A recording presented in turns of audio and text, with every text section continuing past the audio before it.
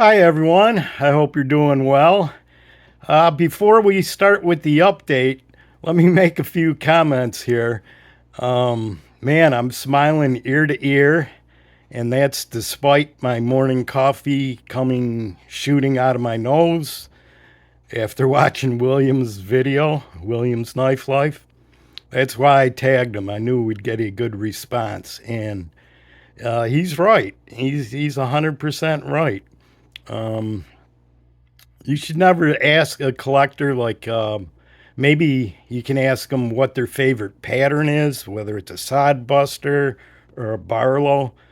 But please don't ever ask me which one is my favorite Barlow, because there's six there. How am I going to pick a favorite out of that? Then you got four more over there. Can't pick a favorite out of that either. And then this one over here that's so hard to find. It's a first generation bulldog.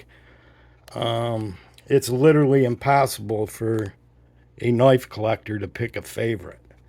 So these tags where you gotta grab three and go or something like that, they're really hard on us to figure out what the heck to do with that. I kind of wish I would have said more on my video. I um, kind of insinuated at the end of my video saying, yeah, I'm not going nowhere. It's bugging out is just not, I mean, I'm physically unable to do it, number one. And how would you grab? I mean, which one would you grab? Really? Because I could have put up, for the two top knives, I put up an alternative, but I could have put 10 alternatives on each one of those, on all three, actually. So, but anyway, thank you for that, William. I got coffee in my nose and it's kind of bothering me here as I talk, but it was fun. Great rant. Now, the update. Last week, I got contacted by a representative from Ned Foss Knives, and he asked me to review and test some of their knives. So he wanted a reply, and I replied with, well, if it's at no cost to me and I don't have to sign any contracts, go ahead, mail away. And, I'll review them, test them out, and then we'll have some giveaways. So the first knife I'm going to put up on the screen here is the one he just put in the mailbox or the post from Hong Kong on Saturday. So I imagine that'll probably be here later in the week. So what I'm going to do is I'm going to review it, test it, and then we're going to have a giveaway. So I just wanted to give you guys a heads up on that. And if he keeps sending more, then I'll just keep doing it. To tell you the truth, I don't know if it's a one-off, if he's just going to send the one knife. But it sounded like, he wanted me to do, he used the word knives. Man, that coffee. Thanks, William. But anyway, there's the first one. So I'm just giving you guys a heads up. Looks like it's a beautiful knife made out of D2, 4.5-inch blade. Here, I'll put another picture up that's got the dimensions on it. So, yeah, keep your eyes out for that. And we'll test it out, see if you guys like it. And maybe someone will buy one, and maybe someone will win one. So with that said, let's get to some Sodbusters. I was inspired to pull out some Sodbusters. I watched Georgia Adventures, his response to the 3-knife tag. And he had one of these case Sodbusters, so I wanted to bring that out. So let's take a quick look at them. First let's do our good friend Tony, good friend and subscriber Tony. He thought this looked like a toasted meringue. And I think he's right. But they call it burnt jigged white bone, which is just some marvelous bone. Thing I don't like about it, no disrespect to Kentucky, but I don't like colored etches because they just stand out too much.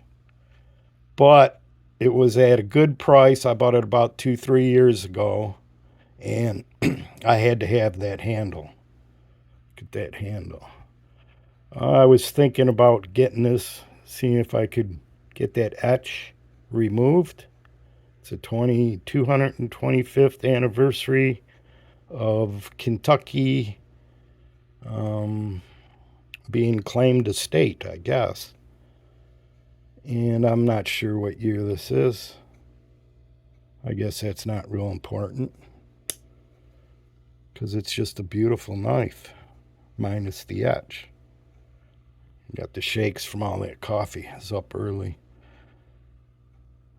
But yeah, that's a beautiful handle on that one. And then, of course, you got a Sodbuster here that I think everybody in the world has one of these. This is the case, yellow synthetic CV. And I got a nice patina on there. So got some blues, some grays. And I don't know what the year is on this one either. But that don't matter here. Let's get some good color on there. And these here is, I mean, just a great work knife. I really wish I could get back to work. I was telling Georgia Adventure I'm jealous of him because us suburban boys up here in Michigan, 6 months of the year is pretty much hibernating. Then in the summer we might get, go out to bang our gear maybe 3 times a month at best. I mean, that's like going camping or something like that. So, but there, yeah, I think everyone has that. Now, this one's kind of unique. This is from Class, Robert Class, Kissing Crane, hardwood handle. It's called the Brown Mule. You see a little stagecoach there, if you can see it. I'm trying to get the right angle. There you go. Which is pretty cool. Now, these kinds of etches I don't mind because it's not like in your face. But yeah, this is, I've carried this quite a bit. Fun little knife. Not sure what kind of wood it is. And last is the Farm and Field number 71 pattern, which is so hard to open that it's not even fun to use. So this is kind of like a collector piece, investment piece.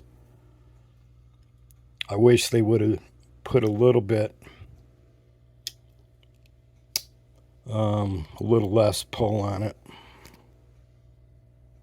You're just going to get yourself cut with this. But that's a pretty one there too. Green micarta. And I love these, I think it says F&F on it or something. F&F USA. F&F USA. I actually think this one here was made in Italy when I looked it up. So there's 3 American-made Sodbusters, or 3 American-made Sodbusters, and one that Kissing Crane sent out to Italy to have made, I believe. Might be that, or I have another one that also is a user, and sometimes the problem with like my collector pieces, they get put away pretty good, but my users sometimes I put in a drawer and it might be gone for a month or two. And I have another one that's bigger. It's the same size as the Farm and Field. See how this is shorter here? And it does say Italy on it. I think this one might be made in Germany. Because these are vintage too. These if you look on eBay, you might find them, but I don't think they make them anymore.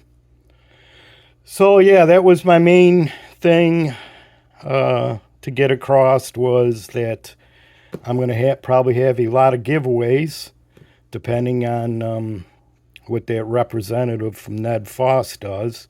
I know we're getting one knife, so we'll take a look at it and I'll give it away. And it looks like it's a beauty. I mean, G10 handle, D2 steel,